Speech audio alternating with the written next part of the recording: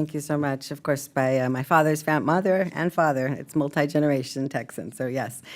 Well, Chairman Williams, Ranking Member Velasquez, and all the members of the committee, House Small Business Committee, thank you for the invitation to appear before the committee today. I think there's a lot to talk about, so glad to be here. America's small businesses are giants in our economy, powering our nation's economic growth and creating good-paying jobs in our communities. As SBA Administrator, I've had the opportunity to meet these businesses in visits across the country, including to many of your districts, where I've seen firsthand how Americans are realizing their dream of small business ownership and entrepreneurship and managing challenges with their trademark grit. We continue to see a record-breaking small business boom across the nation, with American entrepreneurs filing more than 19.4 million new business applications over the last 3.5 years. That annual rate of new business filings is 60% higher than the historical average and represents a resurgence of business dynamism after years of decline. As President Biden likes to say, starting a new business is an act of hope and confidence in the economy, and these filings speak to the grit and determination of America's entrepreneurs to take that first step on the path toward business ownership. This small business boom is powered by women and people of color who are starting up at the highest rates.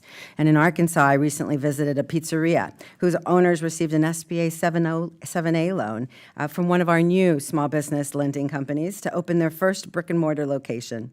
In Dallas, a small business owner told me how an SBA loan allowed her to open a new 7,000-square-foot women's wellness center in 2023. A North Carolina business owner showed me a new child care center that started with an SBA Community Advantage loan. Entrepreneurs are leveraging investments in America and strong consumer spending, thanks to continued wage growth outpacing price growth, to expand their businesses and create jobs. American small businesses now employ nearly 11 million more workers than when this president took office. Over the last 3.5 years, we have instituted transformative regulatory reforms, invested in technology, ensured our services are available to more people, and cut red tape to better address persistent market gaps, including reversing a decade-long decline in small dollar lending. As a result, SBA has expanded capital access for startups, rural businesses, and those owned by veterans, women, and minorities. SBA expanded its lender network to increase competition, tackle those 1,600 rural banking deserts, and fill gaps for underserved entrepreneurs. To date, SBA has increased its nonprofit 7A lender network to 142 and opened its SBLC program to add 2 new rural-focused institutions to reach underserved communities. We can do more to create more competition, fill market gaps, and incentivize private investment. So SBA has reopened the application window for any organizations interested in SBA lending to become national small business lending companies or nonprofit community advantage SBLCs, providing a vital source of capital in underserved communities. SBA has also strengthened its government contracting and business development programs to ensure small businesses can do business with the largest buyer in the world, the federal government. The Biden-Harris whole-of-government approach has helped lead to a record $178.6 billion in federal contracting awards to small businesses, as well as $76.2 billion in awards to small disadvantaged businesses in fiscal year 2023. And for the first time ever, in the first year ever as well, we hit the 5% service-disabled veteran-owned small business goal, which had been raised from 3%. As we near the fiscal year's end and remain on high alert at the peak of hurricane season, I am proud of the important work SBA has done across the whole agency to better support communities impacted by disaster.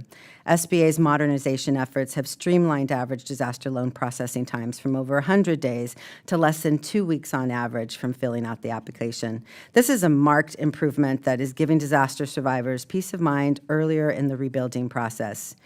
We have modernized the SBA while continuing to manage the temporary pandemic lending and grant programs that saved millions of America's businesses.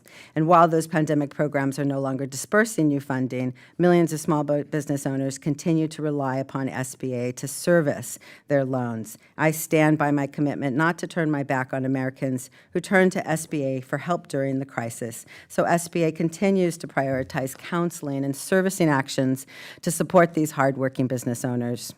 Our work at the SBA centers on ensuring we hold accountable all of those who violated the public trust in these programs as well. So in partnership with DOJ, our SBA, OIG, and other law enforcement, we continue to work to recoup tax dollars largely lost in those early days of the pandemic. I look forward to our discussion today and reviewing the great work that the SBA mission-focused employees do every single day. Thank you so much. Thank you very much, and we'll now